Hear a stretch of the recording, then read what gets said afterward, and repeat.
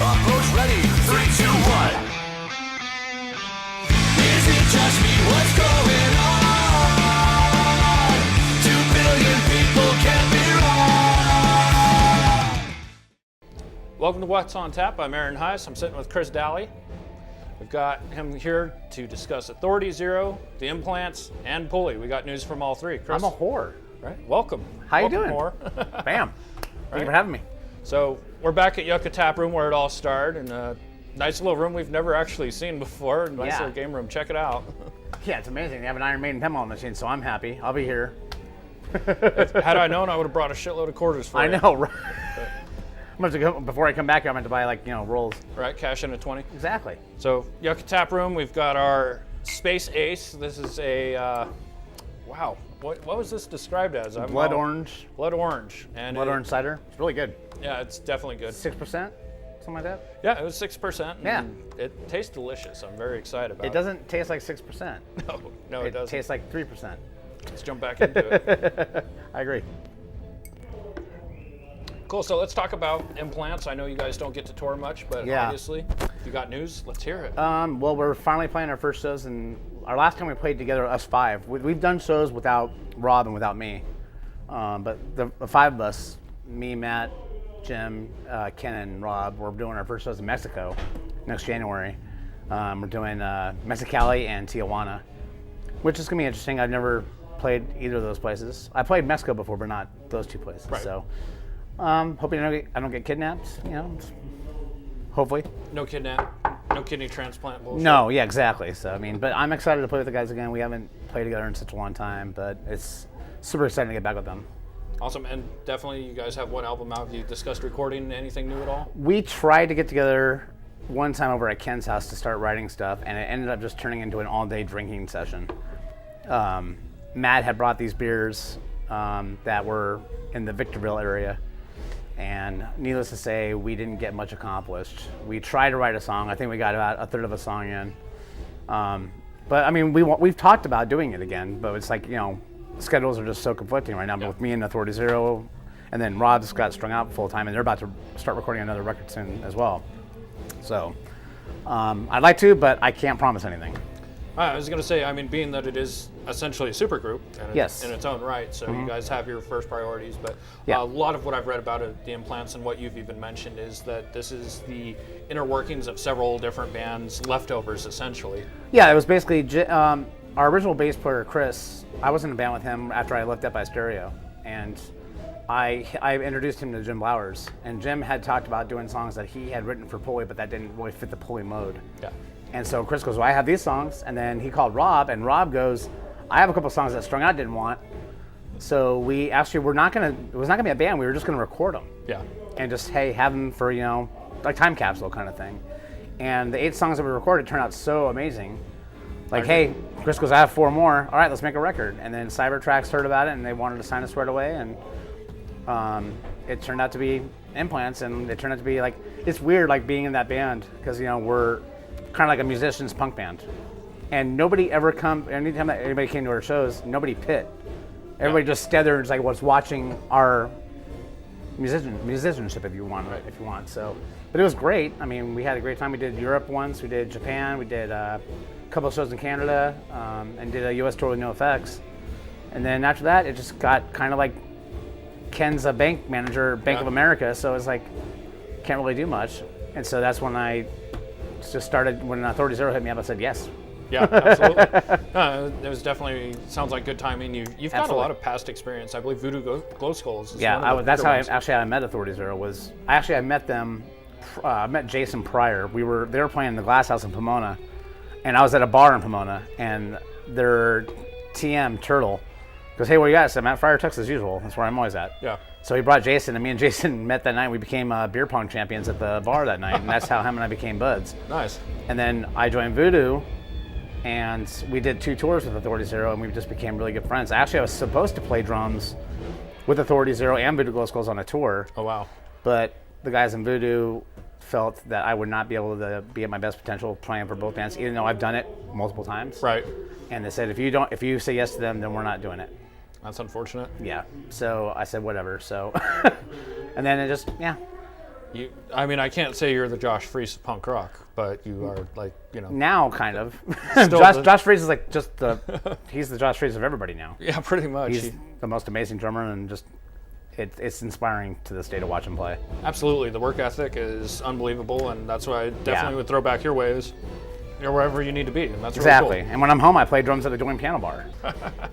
as long as the tip jar is out, right? Yes. I actually got tipped $100 for how I played "Devil Went Down to Georgia" of all songs. That's not a bad problem to have. I'm not gonna. They said play the fastest song. We did that, and I got tipped $100. I'm like, okay. That's awesome. Yeah. It's not a bad deal. Pretty stoked. Christmas is looking good. Oh yeah, absolutely. So now you got Pulley again. That's something I was fortunate enough to see them last December When we played with Descendants. Absolutely, that was an amazing show. Thank you. And that was a lot of fun. I'd forgotten for a minute that you were also in that band. So I'm like, oh shit! Yeah, I know. It was actually weird playing the Marquee Theater because Authority Zero plays there all the time. Right. And we headline. So it's weird, like not being the headliner. Yeah. We were first of 3. Yeah. I'm like, okay, this is kind of interesting. It was still a great lineup, though. Dude, Flatliners are one of my favorite bands of all time. So and they're the greatest dudes in the world too. So it was perfect. Absolutely. No, definitely a great show front to back. Yeah, it was great. I didn't get to film it the way I hoped to, but I was grateful to be at the show regardless. So definitely a huge shout out to the Descendants for having me. So Pulley, now Are you guys talking tours, CDs? Well, here's the thing right now is that Pulley is kind of in a weird transition right now. We were offered so many festivals over the course of the last like 5 years, but with Scott with baseball, we can't do it. Yeah. Basically, from Valentine's Day to October, we're off the market. He's no longer with the Angels now, so we're gonna see what happens. We have shows coming up until the end of January. We have a show with 88 Fingers Louie in Long Beach. We got a show with it's gonna be like an all-star cast. It's Runaway Kids, Pulley, Death by Stereo, Dwarves, and Ignite at the House of Blues in Anaheim. And then we're doing a show with Strung Out and in Simi Valley. Nice. But right now we're actually we told our booking agent in Europe, hey, if you get any good offers, let us know. We'll throw them our ways. Scott loves to continue writing new music. Yeah. So we're gonna start getting on that pretty soon, writing new songs.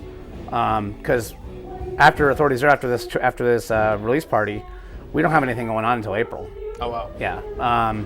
Just because this last like 6 months has just been on. Yes. Ever since Punk Rock Bowling to now. Yeah, you guys didn't have much quitting you. I mean, there was a couple breaks. That's it. Yeah, and so I mean we basically did Punk Rock Bowling, and then did a weekend of shows out here. We did a couple shows in LA, and then we went right into the studio and recorded a new record. And then we went on tour, did Europe, and then we did just finished a U.S. tour, and then going back to Japan for the second time this year. Stoked. Yeah, absolutely. And you guys do go to Japan a lot. That's a Yes. ticket that hopefully I'll be on soon. Yeah. But yeah, Pulley's just doing great right now. We're just rocking out and having a good time. No, and that's good. I'm glad the guys are safe because they were near where all those fires were. Yes. And I'm just glad that their homes were not in danger at all. So that's a major plus. Yeah, California's taken a pretty big hit, unfortunately. Big hit. Luckily, I'm not near any of that. I'm in more the Inland Empire, so I was lucky enough to not have to deal with that. I don't want to move my wife and kids out, Yeah. right away. So Yeah, moving the kids out under duress is not. especially a 6-month-old. Yeah. Yeah. So, and speaking of which, so Chris has been acting as a father for quite some time, doing a great job. I've done the same role. But this year, flesh and blood. Yeah, I mean, I never thought I was ever going to have kids. I was actually told by my doctor Oh, wow. in my 20s I was not going to be able to have kids. And my wife and I just tried it anyway, and all of a sudden Keith came into our lives, and it's been, he'll be 7 months on Wednesday, and it's just, I love being home because I work at night, and my wife works during the day, so it's perfect, like where I'm Mr. Mom, showing Iron Maiden videos and trying to ruin his life one time, showing him real cartoons like Looney Tunes and Tom and Jerry, showing him real stuff. Absolutely. Not this mindless stuff that I see on Netflix now. Yeah. Well, it was funny. I was showing my son. It was a Sylvester Looney Tunes cartoon, and he sees the dogs and freaks out and comes towards it. And he says, "I swear to God, it says what the fuck." I'm like, oh, they put that in. Yeah. I do. But hey, my mom and dad let me listen to Kiss as a 5-year-old, and put your hand in my pocket, grab onto my rocket. I didn't know what that meant. Right. No, and it's funny that my son's actually rocking out to a lot of the music because I'll definitely, any band that I'm going to interview or discuss things with, I want to make sure I'm up to date on all this stuff. And like, he's still singing No Fun at All. which is great. So, Absolutely. And then rocking out to Authority Zero, and he's excited to meet you because he actually wants to be a drummer. Oh, So- cool. Hell yeah. So I'm like, Well, I mean, that's one? that's the cool thing about it, like, you know, just growing up and all that stuff, and just like, you know, trying to move your son onto what like inspired you as a kid, Exactly. and all that stuff. And so it's just like it's really a good time. absolutely. I'm enjoying it. Speaking of which, we have gifts for Keith. Oh, Yep.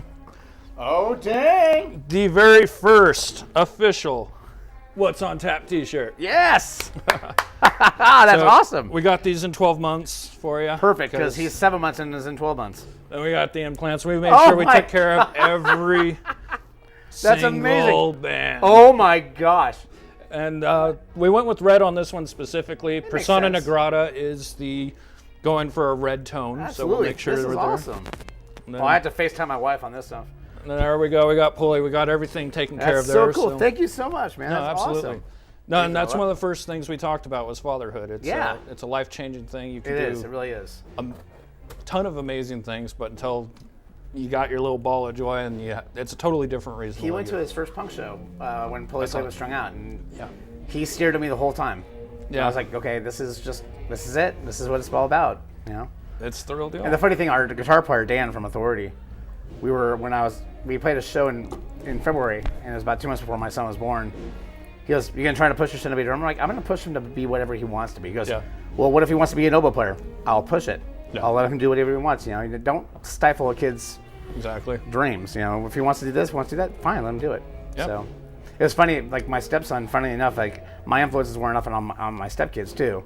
I was playing baseball with my youngest stepson on our PS4. Yeah. And he hit a home run and tied it up, and it was 6-6. He goes, "Dad, one more 6, and it's 666, the number of the beast." I'm like, "Don't say that at school." Right. But I'm proud of you. Exactly. No, and it's fun because there are moments I'm like, and don't say that at school. He's like, I know, Dad. Yeah. Thank you. I'm glad you get that. Yeah. So This stays in the house. exactly, and he gets it. So that's cool. That's awesome. So yeah, Authority Zero. They're about to release Persona Negrata. That's actually going to be a signing December 7th at Zia Records. Mm-hmm. We'll all be there. I'll get to film that as well. And then December 8th will be the official show at the Marquee. So Yeah. get your tickets now. They're playing with Mad Dog Tannen, who will be on What's on Tap next. Great band. They played with us a few times, and phenomenal talents. Absolutely, no. And they're gaining a good following too. I'm really stoked for them. They're getting momentum, and I believe they have an album release as well coming up. So look out for that. We'll be It's cool to see discussing bands that are on the bill with you, and you just see them growing and growing. We just did shows. We did shows 2 years ago with the Interrupters, and seeing how they've blown up, that. Yeah. mind blowing. But honestly, they deserve it. I mean, Yeah. I remember like they were on that tour because they had they didn't have any crew at that time. It was just them four, and then the merch girl was actually the brother's sister. Okay. So I'm like, wow, this is like, you have the three brothers, the guitar player's married to the singer, and then their sister is doing merch. And so I'm like, oh my God, how do you guys make this work? Because I was in Voodoo Glow Skulls, and those dudes fought a lot, the brothers. Yeah. It was not comfortable a lot of the time. It's unfortunate. Yeah, but you know, it's brothers. It's always gonna be brother issues. You know, it's the way it works out. Absolutely. So, I mean, but yeah, I mean, Mad Dog Cannon, Runaway Kids are playing it, Yep. which we had on our last tour, and those guys are a bunch of fun. So these guys actually played a prank on them. In the well. You want to tell us about that? Well, we have been doing pranks on each other for the whole tour. Basically, Runaway Kids, the bass player is like the king of like snatching up, taking people's keys without people noticing. And so they had done that to us a couple of times where they left stuff at the venue after they left, and we took their bass head, and they actually went into our van and took it back and said, and all of a sudden we thought we lost it. Oh wow. And so, we all decided collectively, let's get in the well, since they had been like not messed with it all. Okay. So in the well, we were on the last show in Dallas, and Christian, the bass player of Runaway Kids, stole the keys during their set, and Travis bought a mess load of glitter. Yeah. And we opened the vents out of their van and put them in there, and they are swearing revenge on us right now because as soon as they left, and we made sure to put it on full blast. Glitter came out everywhere, so we're patiently awaiting. We're supposed to be playing Denver, I think, in January. I'm really, really curious because that's where they're from. Yeah. I'm really curious. I'm kind of scared because they they can be sneaky if they want to. I guarantee Fair. it. So I'm kind of curious. It's their turf. It's their turf, exactly. I'm shocked they haven't gotten Dan yet, because Dan lives in Denver. Oh, I think it's going to be an inclusive. They're not going to pick on Dan. Yeah. Well, Dan really had nothing to do with it. Dan knew about it, but that was basically I filmed it. Travis and Christian did it. Yeah. And me and Mike and Jason all knew about it, so we're screwed.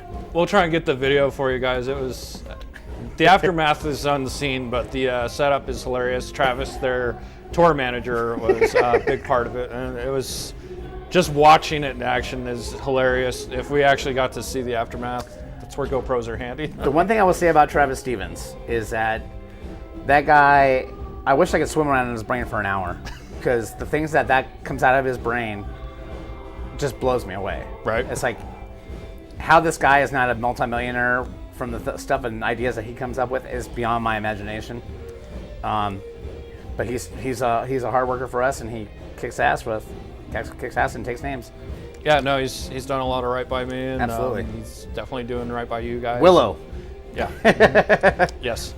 But yeah, man, Authority Zero, we're stoked. We have a new record. I mean, we recorded the album a year after we recorded Broadcasting. Yeah. After we released it, actually, and this time is more of a way more collaborative effort. Broadcasting was like collaborative, but Mike and Jason have pretty much written those songs. Correct. And this time, Dan came in. It was actually the first song on the record. It's called "A Blind Eye." Me and Dan were driving to writing songs. We were driving to the studio, and the AFI song "Medicate" came on. Okay. And he goes, "I want to write a song like that." Like, dude, let's do it. Yep. And it doesn't sound like it, but it's inspired by it. You could tell. Yeah. It's inspired by AFI, and so it was way more of a collaborative effort. It was a lot of fun. Went back to the blasting room. I spent my birthday tempo mapping with Bill Stevenson, which you could have just shot me then and been happy. Right. We tempo mapped, and then we went and had sushi. He bought me a sushi dinner. That sounds like a good day. Yeah, and he's my hero. He's him and Keith Moon are my two favorite drummers. Okay. So spending that time with him, and then I left. I like to leave after I'm done playing, because I felt it'd be more in the way than helping. Yeah. So I left, and 3 days later, Bill sent me a text saying, "I miss you." I'm like, Bill Stevenson misses me. That's sweet. That's pretty awesome. I'll take that. So with this recording, this is the first effort. Again, as you said, it was completely collaborative as a writing effort. Yes. Now, I've been bold enough to say it, but I definitely feel like, and a lot of people agree with me, this has got to be one of the best incarnations of Authority Zero, hands down. You guys have an incredible niche, brotherhood, and even though there's distance between you guys make it work incredibly well. It makes us miss each other. It's like kind of like how I feel like when I go on tour, I get to miss my wife and kids. Absolutely. But yeah, I mean, when Dan joined, and Jason said I want this to be an equal partnership, which he had not done since the original four. Yeah. And that really meant a lot to me and Dan, just because he put that much faith in our band and this lineup and all this stuff. Yeah. And I think you're going to see this is the lineup till the end. We have a great time together. Dan is probably one of the most genuine, honest people I've ever met in my life. Yeah. And what I mean by honest, like, he's not one of those guys who'll be a dick. Yeah. He'll tell you what's on his mind, but not like attack you. Yeah. Jason, Jason. Jason is like the sweetest guy in the world. Yeah. Even like, if like we've had a long night of, hanging out, it's like we have certain cities in America, especially, where we have friends that come out and they basically just, let's see how messed up we can get you guys. Right. Drinking. We don't do any drugs.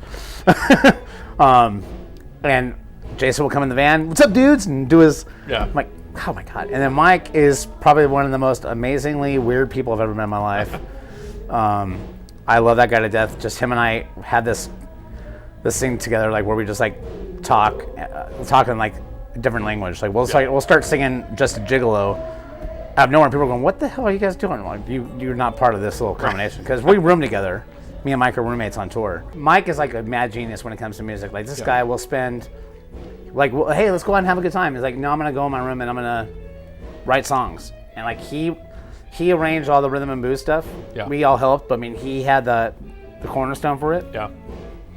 And it's like, he just comes up with these amazing. When he gets pressured, he will rise to the occasion. Because we were not ready to go record a new record. Our manager basically had said, "Hey guys, let's capitalize on the momentum of broadcasting. Has gone back to your roots. Let's go and keep this going." And we didn't have a song. Yeah. and we were in Japan when he brought this up, and literally on that tour, Dan had the song, and it just was turning to be all hell. Mike messed around with it on his little garage band, and we had a song, and we recorded it just to demo it out here, and it turned out great. And so, hey, let's write more. And so we ended up having like 40 ideas. Okay. Ideas. And we picked the best 12, and here we are now, about to release another album. First self-release ever. Excellent. So, very excited. So, in addition to that, you guys have mentioned that there is also a music video that you'll be filming for. Are you able to drop the track name? It will be All Hell. Okay. We are, there's, unfortunately, I mean, I'm sure you know this, through text messaging, a lot of things could get miscommunicated, and like, we don't understand. So me and Dan were under the assumption after release party, we're flying home the next day. And about a little bit less than a month ago, our manager goes, hey, so we're doing the video this day. Oh, so we're doing it the 2 days after the Marquee show. So I'm like, oh, okay. So I guess we're flying home on Tuesday. Right. But they're doing some of the footage this coming week, and then the band footage will be shot after the Marquee show. Okay. So we're excited about that. I'm not gonna drop into detail what the video is about, but Jason had a very good idea, and the guy who's directing the video is just basically took what he said and molded this great idea, great treatment, and we usually our manager will okay, I'm gonna give this to like 5 people. Yeah. And see who has the best treatment. He went to him, and boom, it was like, that's it. Instantaneous. Yeah. Very nice. And he's the one who did the last one, When We Rule the World. Okay, that was amazing. Yes. And he promised me I was going to be in the video more. And it wasn't the last one, just to correct you. First one in the pit. Thank you. I mean, but the guy who did When We Rule the World video, my only complaint about the video is you were hardly in it. I had one part in it. When I did your announcement, actually, I found that one part. Yeah. And I was like, okay, I guess, it's just drummer's life. Yeah. And the funny thing was, and I guess it got back to him, and when he submitted the treatment for us, lots more close-ups of Dalley. I'm like, oh, that's so sweet. Right. I'm like, you don't need to do a lot. I just, hey, I'm there. Yeah, I mean, I was super stoked on how that video came out. Yeah, it was definitely good, minus the fact that Dalley wasn't in it. It's okay. Authority Zero, super proud of Persona Non Grata. I think it's some of the best stuff we did. It's a little bit of not too much of a change, but it's also we took a couple chances in a couple songs. Good. But also, like I said, it's a new dynamic. And absolutely. Also, I just can't wait for everybody to hear it. I'm super proud. I cannot wait to see the guys all tomorrow, and just have a great time with my buds and go to Japan, and our first headline tour to Japan. I'm very, very excited. I'm definitely excited to hear the music and see what you guys have to represent. And again, we got Chris Dalley. That is Implants, Pulley, Authority Zero. Whore. Right? Father, husband, friend, all those fantastic things. Drinker. And beer drinker. Cheers. Cheers, brother. That's what's on tap. Absolutely. End of the tour prank. Christian got the keys somehow from them on stage, and we are putting all this shit in the air vents. Travis? Love you guys. We love you guys. In the well, baby. We're so sorry. This is how much we love you. Haven't been fucked with all tour. Had to get you. Yes. Let's get the big bag in here. They're probably not even going to turn on the air for a while. I know. I'm hoping they don't do it until tomorrow. They will. They'll do it tomorrow. God, that's a lot. Oh my God. This is what you do when you love people. Yeah, hey, to all of our fans that love us and constantly get us blackout wasted because you love us, this is the equivalent.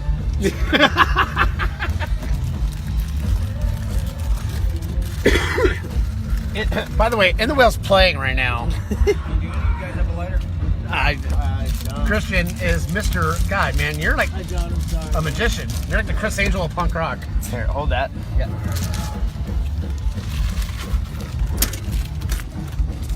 So much.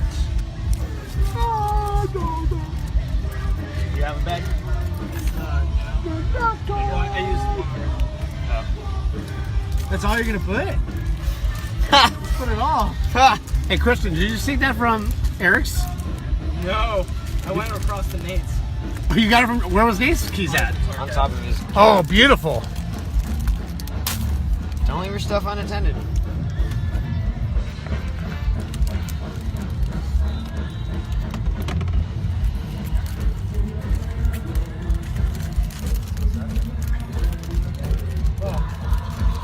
You didn't fuck it up, did you?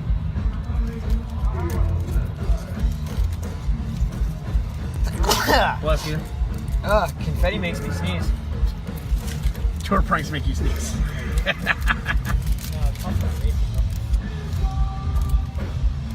Hot Wheels, huh? Oh, dude, this Little Mermaid.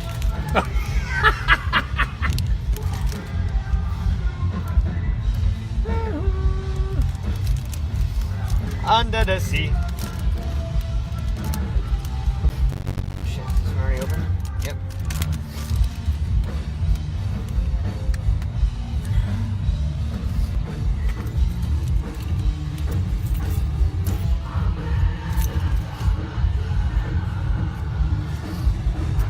Oh, shit.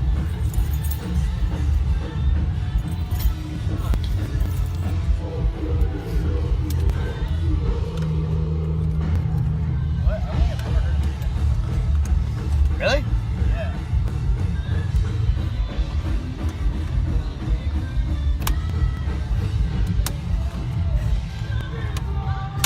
Oh my god. Love you. Oh my god.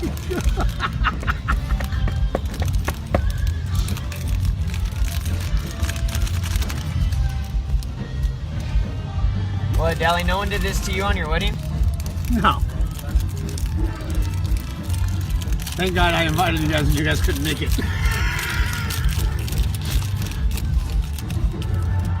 You know we just would have iced you. That's fine. I would have taken the ice anytime. Yeah, here, hold on. Yep. Fucking sucks. Life. What'd you do? One of those things popped up. I want to thank authorities here for the last one. You're going to thank us even more when you come in your car. You are welcome. Fucking life. Hey, so Kristen, what'd you guys do to that pizza you gave us yesterday? Nothing. You guys spitting it? You're distracting me. Oh, damn it. I don't know, it tasted extra like watery.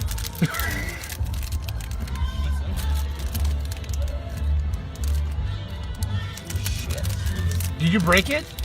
No, the fucking grill popped off. I'm trying to put these little flaps back in. Oh, Jesus.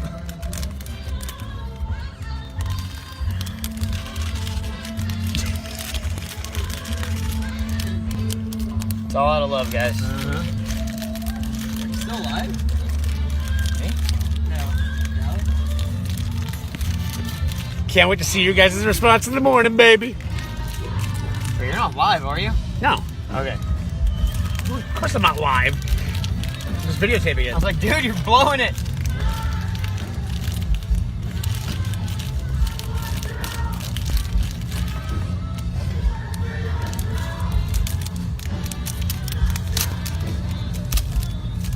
Sparkly. So sparkly.